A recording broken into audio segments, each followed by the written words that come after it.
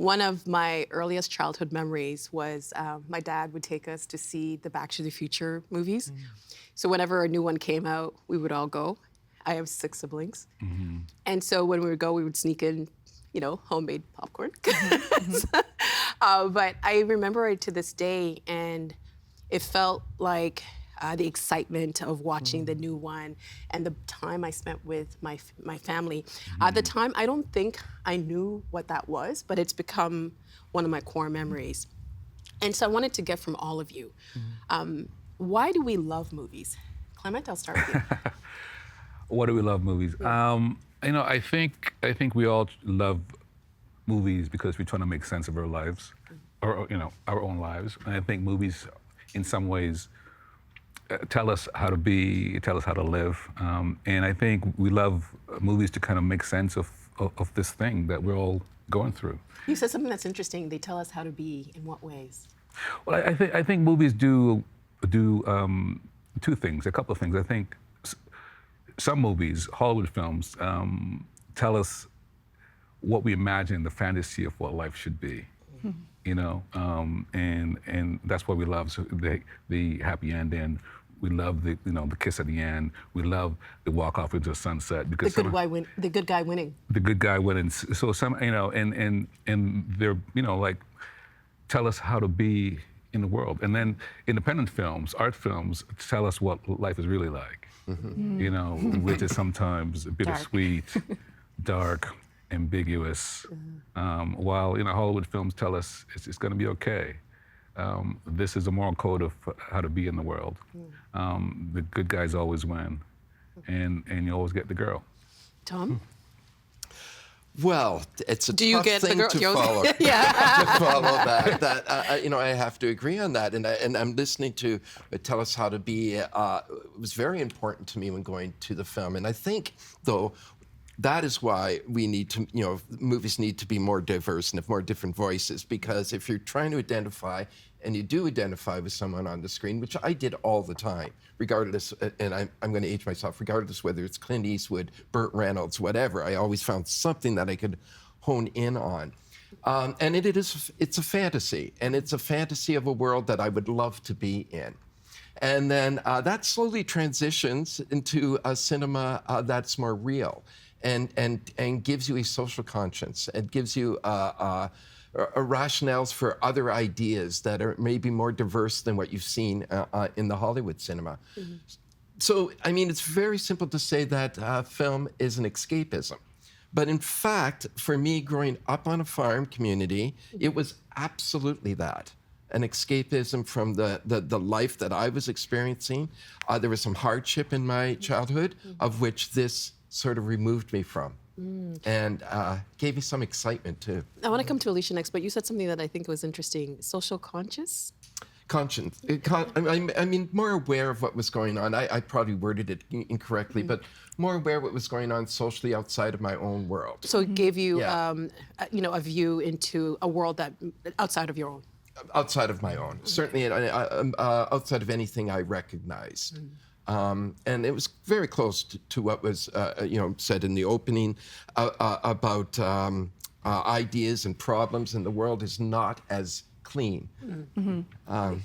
Alicia? Yeah, I grew up loving movies. Not every other kid around me did, and I think it was just, it taught me how to communicate. And I could see other people's lives and other worlds and other countries and places that didn't exist because they're fiction, whether that was science fiction or another genre. And made me feel like there was somewhere to go in life, and that things around me weren't necessarily going to be on one path, that I could choose what I wanted to do.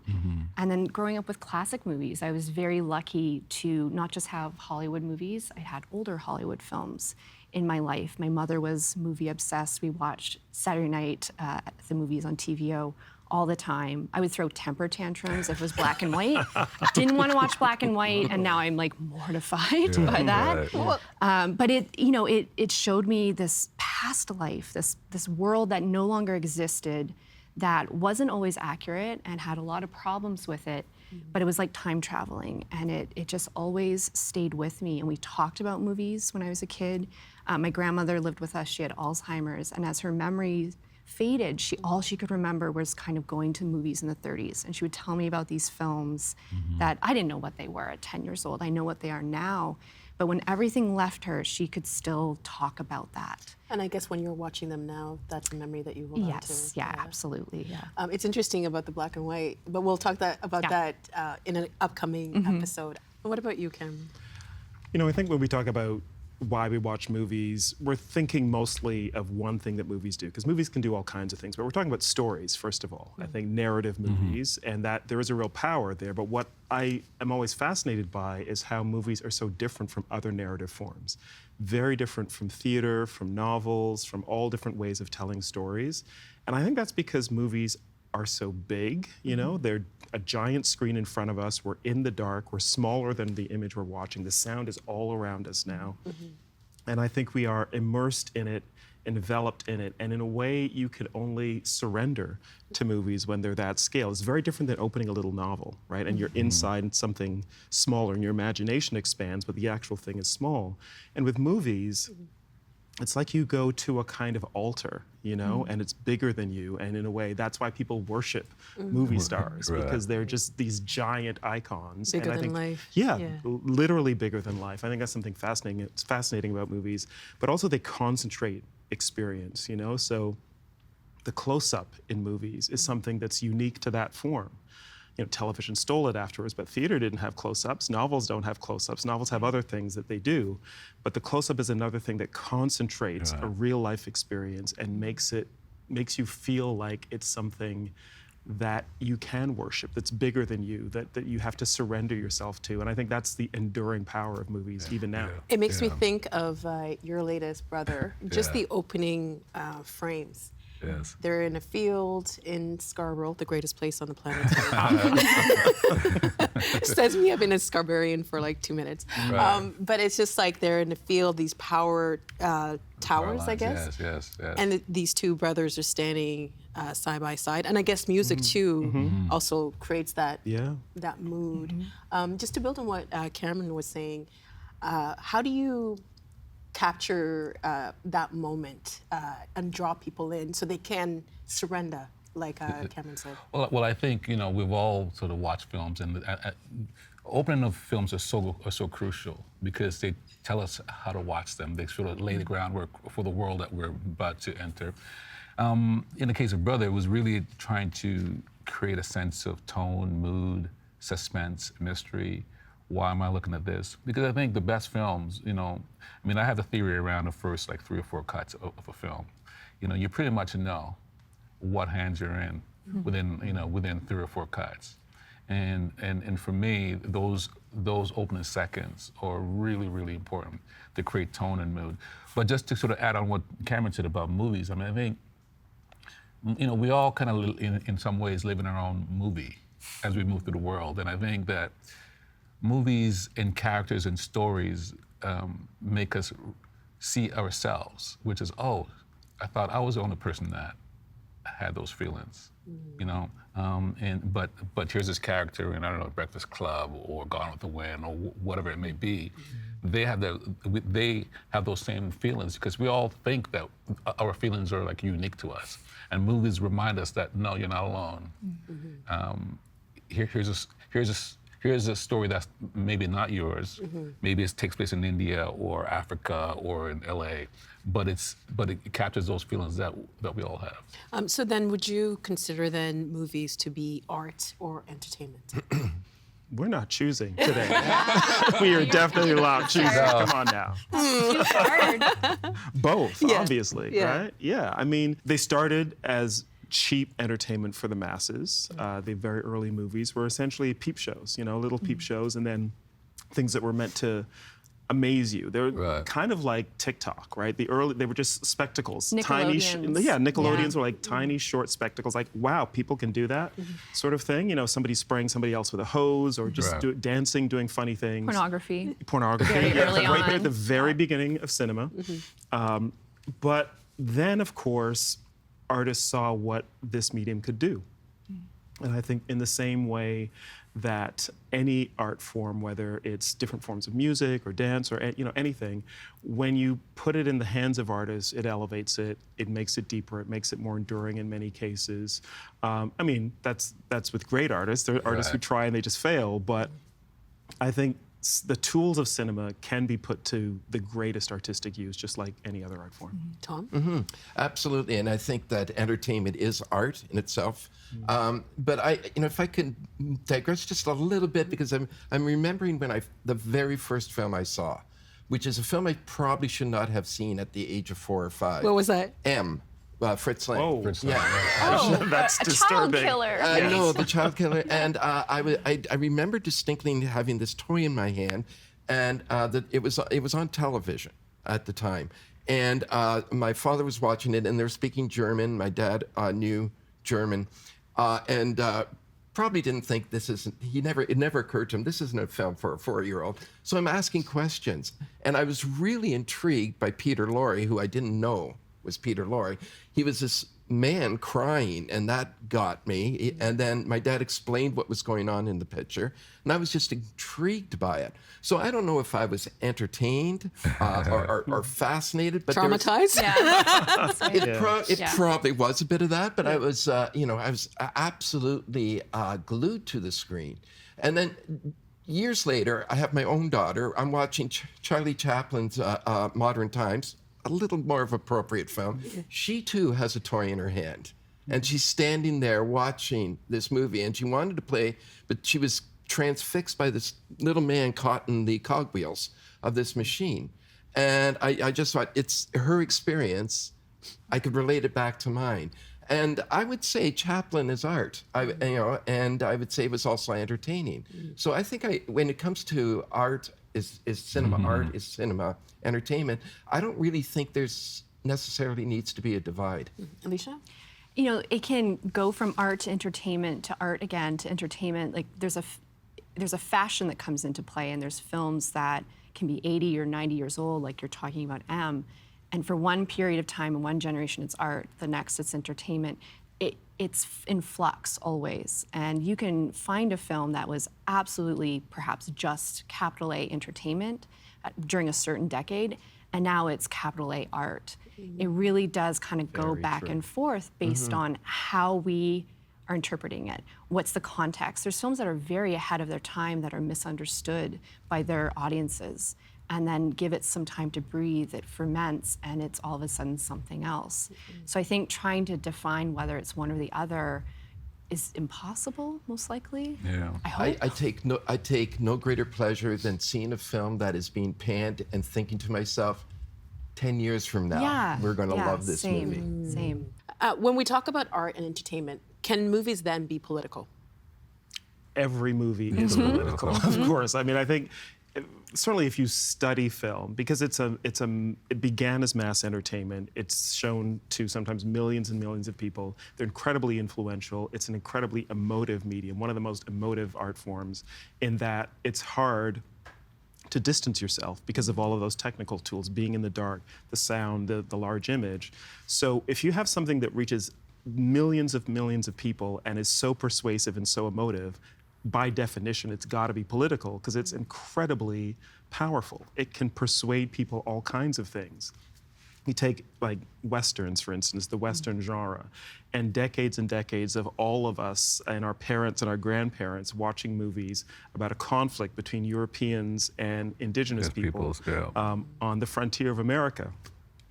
And that influenced how we thought about indigenous people and still does today.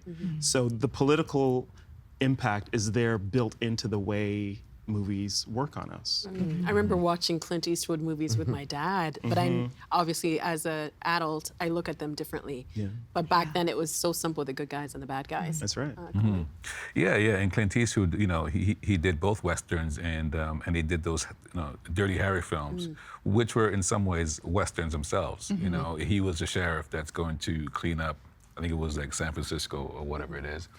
And of course, Cameron talked about the Native Americans in those films. In those early films by Clint Eastwood, you see how he would talk about the sort of black and so-called criminal elements in San Francisco, and how during the 70s, when those films were made, how it affect how the larger culture and society view Black people. Because There was a ripple effect in the communities. yes, because we all know, go ahead, make my day, and we all know who he was saying that to, and so cinema is definitely political, and we've seen that throughout the 100+ years of cinema. And I think it's most political when it's not trying to be political. I was going to say know? Top Gun. Yes. Maybe the most political movie made in the last few That's years. right. Oh, wow. Yeah. Well, Cameron, please go ahead.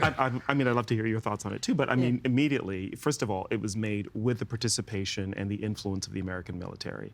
And it's essentially a long ad for the thrill of being on the side of the American military and fighting the enemy on behalf of America. It's not explicit, but if you watch the film and begin to watch it even a second or third time, then you really see it. And that's not just the one from the 80s, that's the one from last year as well. Last year, yeah.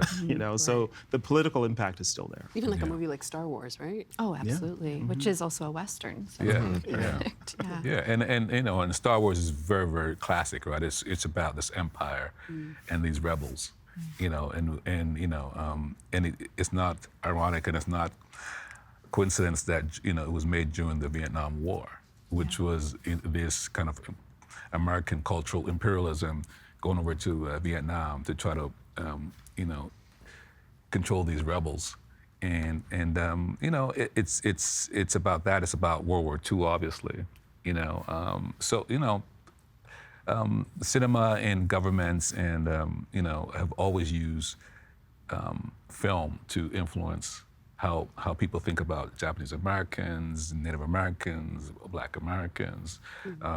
Reaffirm notions around masculinity, femininity. So it's really, cinema in a way shaped us, like I said earlier, shaped us of how to behave in the world. What about you, Thom? Well, I'm still kind of stuck on the Clint Eastwood aspect of that, because you're absolutely right. The Dirty Harry movies, which when I was a kid, we didn't miss. We rushed to see them. And Pauline Kael was a very prominent critic at the time who opposed to these films. And we couldn't understand why. I read Pauline Kael, but the political aspect that she was pointing out was beyond my understanding. And I grew up in a small community, so the urban culture that Dirty Harry was sort of following through, it seemed like a great fantasy, and spoofed beautifully in The Simpsons with McBain. Right. It doesn't play by the book rules, right? Right. You stupid chief. That's. It took me a long time to recognize just how off the mark these films can be. And if we're looking at these films as a way of identifying with how we should be, those movies that I loved as a kid don't do the job. Right. They skew it in a different way, very politically. And I thought Pauline Kael was, losing her grip when she started to talk about politics and cinema. But And those films from the Death Swiss films and the Dirty Harry films really kind of laid into and set the groundwork for Reagan in 1980, because suddenly there's a sense of being tough on crime and sort of controlling sort of these urban environments. And so films definitely influence how the broader culture view certain communities. Cameron, you brought up, you said that movies are political because they're emotive and they can create these emotions. I wanted to ask you all, what questions are you trying to answer with your work? Clement, you said that you're trying to earn the viewer's emotion. Right. What did you mean by that? Well, I know we've all watched films, and within the first minute or two, they're asking us to cry, and I'm like, I'm not ready to cry yet. You know what I mean? I'm just sitting there with my popcorn. I'm still, because movies are kind of like, you're kind of, in a way, they're like romance. You date a film, you go out on a date, and then it's like, okay, the first act, the date's good, and then it's like, maybe I'll go on a second date with you. You know what I mean? And so you slowly, as the movie develops, you're like, okay, I'll have a relationship with you. And then by the end of the movie, if you're lucky, then it's like, I'm in this with you. And, I love that. and I'm gonna How feel far are you going with emotions. this metaphor? Now I'm getting worried. And give us a list of movies movie- that you feel this way about. I love it. Well, but it's kind of like, you know, you want a film to slowly, in a way, seduce you, and make you want to lean in and make you want to say, okay, you got me. I'm gonna be with you all the way to the end. And then for me as a filmmaker, you know, I'm trying to have those feelings earned, so that if the film does affect you and it does earn your tears by the end, that's my hope. What do you think? What do you think are the questions that films are trying to answer or explore? I know it's like a big question. That's a giant question, and I guess it depends on the individual film, but also the kind of film that it's trying to be. So that could be the genre that it's working within, whether it's a commercial film meant to entertain people and bring in billions of dollars, or it's an independent film meant to express what the artist has deep in their heart. But I think they're all, first of all, they are, I hope, trying to keep the viewer engaged. And I gotta say, I see hundreds of movies every year, as probably most of us do here. I think you will watch more than we do. No, yeah, we watch a lot. Yeah. Not enough movies, in my view, spend enough time thinking about the viewer. And I think sometimes movies kind of set themselves on a path where what they establish at the beginning in terms of the story they're trying to tell, the character they're trying to explore, takes them down a path that sometimes leaves viewers behind. And that doesn't mean that you have to be entertaining all the way along, but if you're not conscious of somebody watching the film and how that may be different than what you're creating, you're missing something. Movies only exist when they're being watched, right? And so that, I think, needs to be something that filmmakers always remember. I think you can tell when a filmmaker thinks they're smarter than their audience, and that usually goes poorly most of the time. Yep. You can also tell when a filmmaker, like yourself, loves movies, when they're a cinephile themselves, when they understand the history, when they are with the audience, when they're making it. And I think that's where you get the best success, and that's where you get a film that, even if it doesn't land with audiences right away, it might be that phenomenon like you're talking about, Thom, where give it 10 years, give it 15 years, and it will be beloved. Thom? So tell me if this is a myth. I heard once that Rossellini said, if an audience likes my movie, I didn't do my job. That sounds right. Yeah, you know, I don't know if it's true. and Sounds right. I went, oh, thank God, because I haven't gotten really into anything Rossellini has made, or maybe I haven't given it its chance. But I find it curious, Cameron, when you say that the filmmakers don't often think about their audience. Not often enough. Often enough. Yeah. Okay. Maybe that's the clarification that's needed then, because I hear that and I wonder if maybe by doing so that I'm sure you didn't mean pandering to the audience, No, not but at that's kind of what I heard. No, I think, so I spent many years as a film critic where I went to a movie and I watched it as me, the film critic, and I wrote my own particular reaction to it. And then I moved into programming films at the Toronto Film Festival, and I realized that is an entirely different job. Big time. Because it is not just what you think of the film. You have to imagine yourself among hundreds of other people watching a film, and an audience is a collective entity. It doesn't just have one reaction, but if a film's working well, something coalesces, some kind of shared experience of the film. I've seen it so many times. Last year at the festival with The Fabelmans, and famously with movies like Slumdog Millionaire and others, where somehow the audience gets into the journey that the filmmaker is delivering for them. And that's kind of what I mean, that and it can be the most challenging film. It can be a film like Jeanne Dielman, the Chantal Akerman film, where it may take a minute for everybody in the audience to kind of settle into the rhythm of that 3-hour film, and what happens or doesn't happen in it. But at a certain point, people just start to lean forward, and they're in the movie. because the filmmaker has done that. Great films, in my view, always do that because they are paying attention to how viewers watch. We're going to get into that movie in another discussion, but it made me think of like when you read a review of a movie and you're like, did we watch the same? And the answer is no. Yeah. Everybody watches their own movie. Everybody watches their own film, and everyone, I would say that as a filmmaker, part of my process is to try to make a film that is personal to me. I think every filmmaker in some way think about the audience. Whether or not it's successful or whether or not it works or whether or not it resonates with you, that story resonates with you, I think that's a different thing. But I think if you spend the time and energy to try to say, I'm feeling about, this is how I'm feeling right now, and I'm gonna put it into a film. Stories historically I've always done that from ancient Greek to the Bible. Stories are about trying to untangle this mystery of life, and sometimes those stories resonate and it makes sense, and sometimes it's like it doesn't work. It doesn't make sense for me. There's many films that I've seen that critics love, even from this year's past Oscar. Films that people love. I'm like, I don't see it. I don't know what it is about Coda that people love.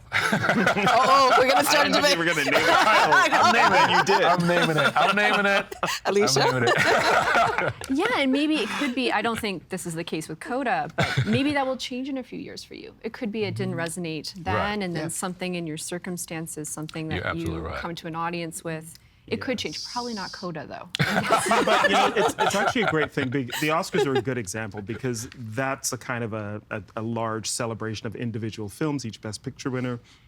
I remember when Ordinary People won, and that was, I think, against, was it Raging Bull? Raging Bull. Yeah, famously, Raging Bull, right? And if you're a 1980. cinephile, Yeah. you feel like that's just a crime. But if you go back and watch Ordinary People when you were at the stage of life that those parents are in Right. that film, it reads so You can connect differently. better. You get it. Yeah. And it's funny because I just watched, during the pandemic, the very first film I went out to see was Tenet.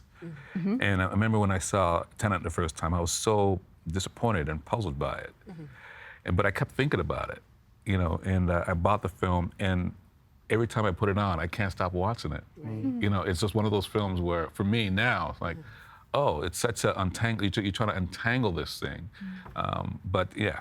So, Well, yeah. this is a great way to begin our week of conversations about movies. Our time is up for this episode, but tomorrow we're going to talk about how to watch a movie. Is there a right way to do that? Thanks so much for this. Thank you. The Agenda in the Summer with Nam Kiwanuka is made possible through generous philanthropic contributions from viewers like you. Thank you for supporting TVO's journalism.